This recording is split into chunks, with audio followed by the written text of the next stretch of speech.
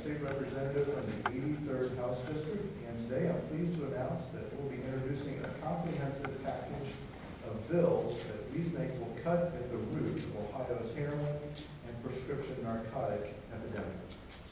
Before we talk about the solutions, let's review the problem. In a few short years, heroin now affects every suburb, inner city, farm town, village, and small city in Ohio. The following graphics show the changes in admission for addiction to opiates by county. And I think this is one of the best ways for you to see what happens. So the first year is 2001, opiate admissions by county. This is 2003, 2 years later. This is 2005, you can see the problem is spreading.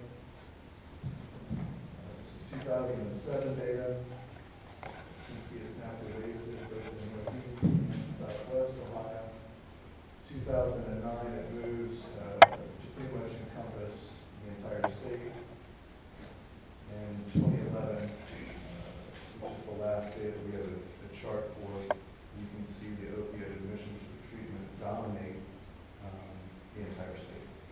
So that graphical example is the best way for us to describe the extent of the breadth of the problem. Drug overdose is now the leading cause of accidental death in Ohio, surpassing traffic accidents.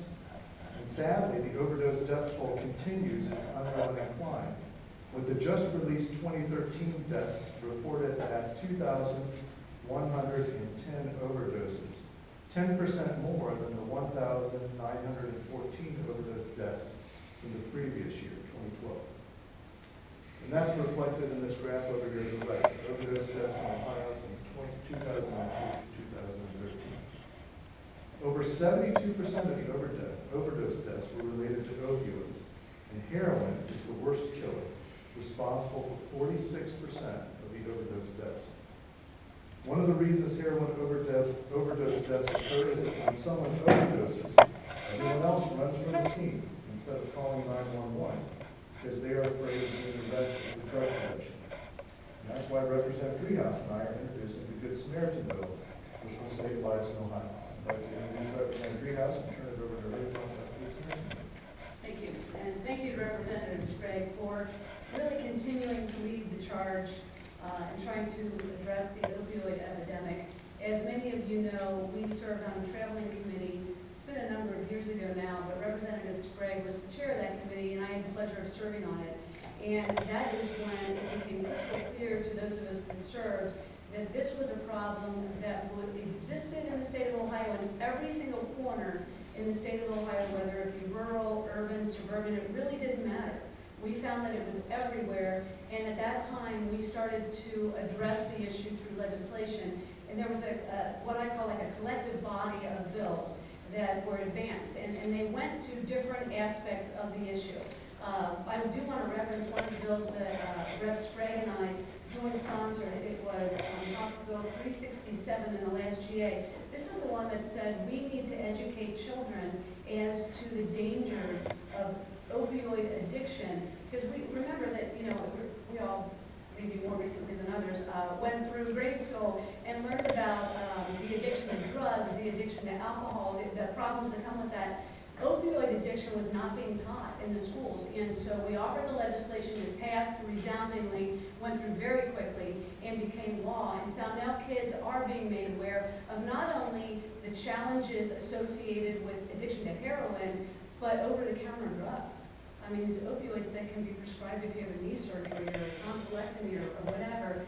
And so that was a first step, and an important step, I think, in trying to address the issue. But it's so much larger than that, and I know we recognize that, and we offered, again, a collection of bills, some of which passed, some of which didn't. The Good Samaritan bill was one of those. We did have some hearings in the committee. We had more than just sponsored testimony. We had some folks come in and talk about this in real time.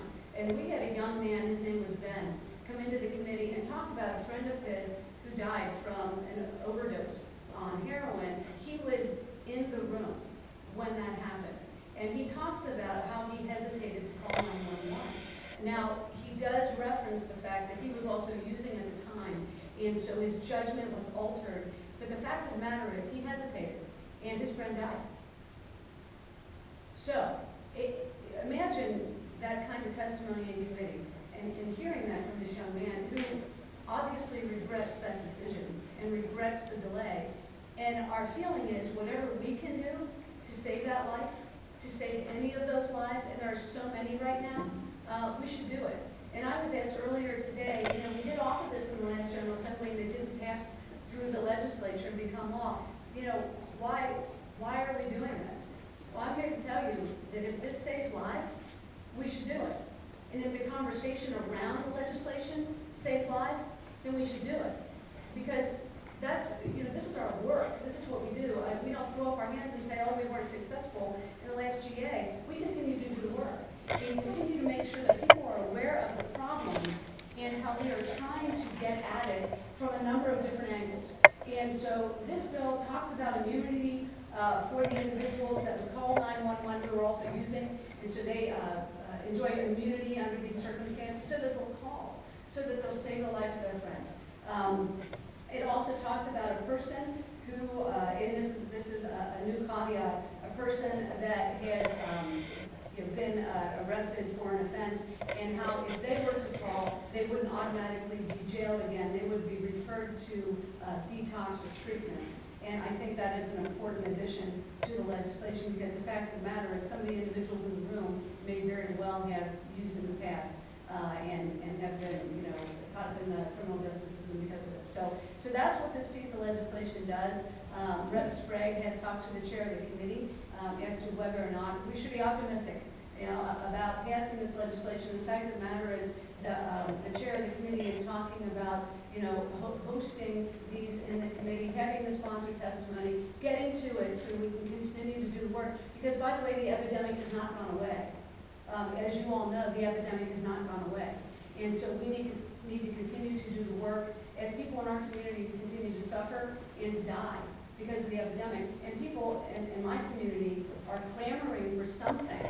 They want something to happen. Task forces are being formed. And it is our job to continue to have this conversation and to push for this type of legislation. It's common sense legislation that will save lives.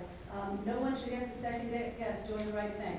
And so that's what we're about today. So thank you for your time. Thank you very much, Representative Driehaus. As you can see, Sprague has somebody who's passionate about this issue, and we're going to push that bill forward. Thank you for those comments. I also wanted to refer you to the graph and point out that the second leading cause of overdose deaths are the prescription narcotics. And they are right behind heroin with regards to overdose deaths. And those narcotic pills come from our medical system. The way that you overdose from a prescription narcotic is that you crush the pill into a powder, and then you snort it or dissolve it in water and inject it to get high. So to prevent these prescription narcotic pill abuses and overdoses, I'm introducing an abuse deterrent technology bill that requires insurance companies and Medicaid to cover new abuse deterrent formulations for narcotic prescriptions.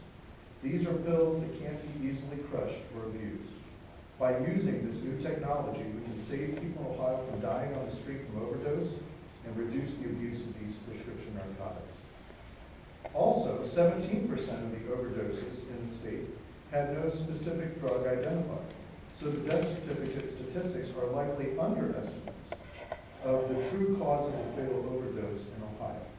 And that's why I'm also introducing language to standardize the death certificate reporting of drugs causing overdose deaths in Ohio. Unfortunately, when looking at the extent of Ohio's heroin epidemic, overdoses are just the tip of the iceberg, as we discovered in our traveling committee.